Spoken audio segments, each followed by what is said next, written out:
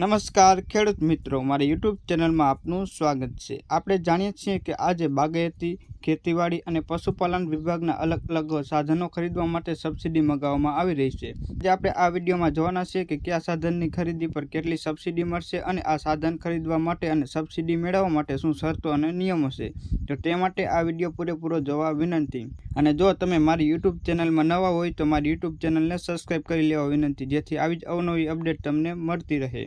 તો સૌપ્રથમ આપણે જોઈએ તો ખેતીવાડી વિભાગની ટ્રેક્ટર માટેની સબસિડી યોજના ચાલુ થઈ છે, જેમાં તમારે 20 HP થી લઈ અને 60 HP સુધીનું ટ્રેક્ટર ખરીદો તો તેના પર તમને 1 લાખ રૂપિયાની સબસિડી આપવામાં આવે છે। અને આ સબસિડી મેળવવા માટે તમારે 27/3/2026 થી લઈ અને 26/4/2026 સુધી અરજી કરવાની રહેશે।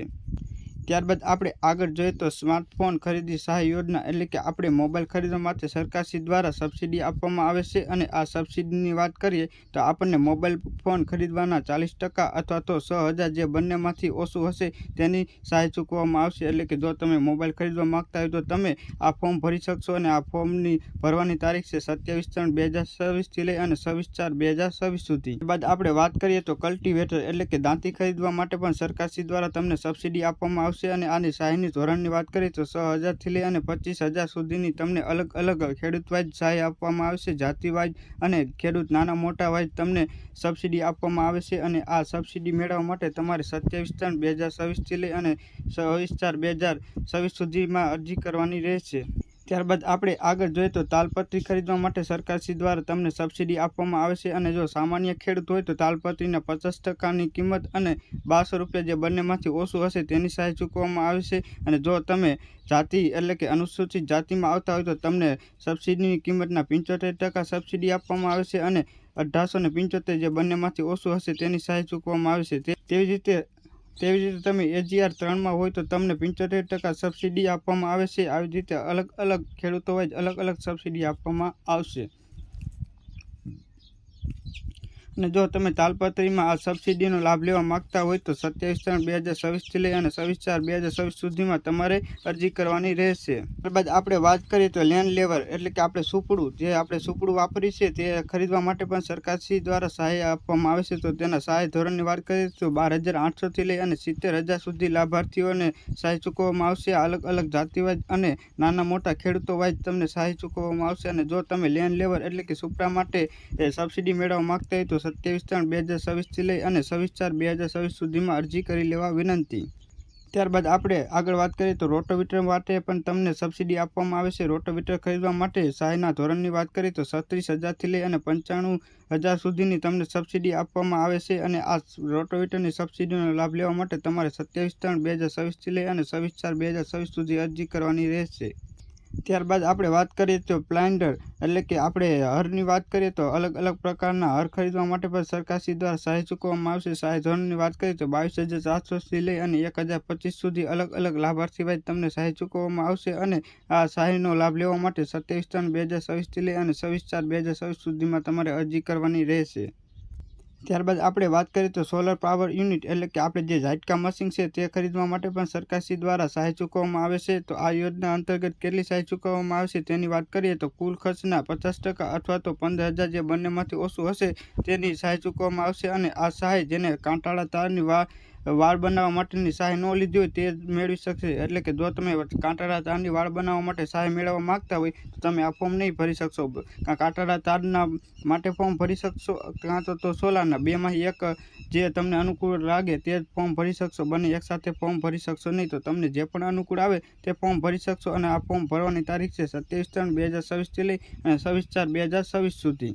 ત્યારબાદ આપણે વાત કરીએ તો કાંટાની વાડ બનાવવા માટે એટલે કે આપણે સોલર પાવર યુનિટનો લાભ લેવા ન માગતા હોય અને કાંટાળા તાર બનાવવા માંગતા હોય તો તેના માટે પણ તમે લાભ લઈ શકો છો। તો તેની વાત કરીએ તો ખેડૂતે પાક રક્ષણ હેતુ ફરતે તાર બનાવવા માટે સહાય આપવાની યોજનાના માર્ગદર્શન એટલે કે આપણે આ વાત કરીએ તો કઈ રીતે બનાવવામાં આવશે અને શું છે, તો 2 હેક્ટર માટે વાડ બનાવવા માટે રિંગિંગ દીઠ 200 રૂપિયા આપવામાં આવે છે। એટલે 1 મીટરના 200 રૂપિયા અથવા તો ખરેખર ખર્ચના 50% જે બંનેમાંથી ઓછું હશે તેની તમને સહાય ચૂકવવામાં આવે છે। તો ત્યારબાદ આપણે વાત કરીએ કે શું શરતો અને નિયમો છે, તો આને શરતની વાત કરીએ તો તમારે પૂર્વ મંજૂરી મળી ગયા બાદ 30 દિવસમાં કામ પૂર્ણ કરવાનું રહેશે। અને થાંભલા ઊભા કરવામાં ખાડાના 0.40 મીટર પહોળાઈ અને 0.40 મીટર ઊંડાઈ અને 60 મીટર ઊંડાઈ આવી રીતે તમારે ખાડો કરવાનો રહેશે અને થાંભલાની સાઈઝ 2.50 મીટર અને 25% સુધી છૂટ એટલે કે 2.50% એટલે કે તમારા થાંભલાની ઊંચાઈ 2.50 મીટર હોવી જોઈએ અને એમાં 25% જો આઘું પાછું હોય તો તેની છૂટ આપવામાં આવી છે. ત્યારબાદ વાત કરીએ તો 0.10 મીટર જાડે અને 0.10 મીટર પહોળાઈ સિમેન્ટ કોન્ક્રીટ એટલે કે સિમેન્ટ અને કાંકરીવાળો થાંભલો હોવો જોઈએ અને ઓછામાં ઓછા 4 તાર અને ખેડૂતોની પસંદગી મુજબ થાંભલા એંગલનો ઉપયોગ કરી શકે છે એટલે કે ઓછામાં ઓછા 4 તાર તમારે બાંધવામાં તમારે બાંધવા પડશે અને તમારા મરજી મુજબ તમે થાંભલાનો ઉપયોગ કરી શકશો અને આ થાંભલા કે એંગલ ખરીદવા માટે GST વાળું અસલી બિલ તમારે રજૂ કરવાનું રહેશે. તો આ હતી કાંટાળા તાર વિશેની માહિતી અને તમે જો આ કાંટાળા તાર બાંધવા માંગતા હોય તો તેના માટે 27/3/2026 થી લઈ અને 26/4/2026 સુધી તમારે અરજી કરવાની રહેશે.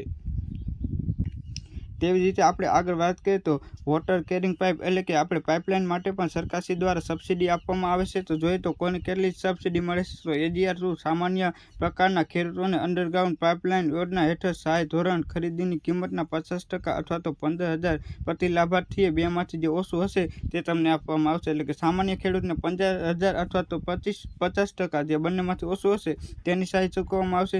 ત્યારબાદ AGR 3 AGR 14 આ યોજના હેઠળ સહાય ધોરણ ખરીદીના 75% અથવા તો 22,500 જે બંનેમાંથી ઓછું હશે તેની સહાય ચૂકવવામાં આવશે અને અનુસૂચિત જાતિના ખેડૂતો માટે AGR 4 યોજના હેઠળ સહાય ચૂકવવાનું ધોરણ ખરીદીના 75% અથવા તો 22,500 રૂપિયાની સહાય ચૂકવવામાં આવશે.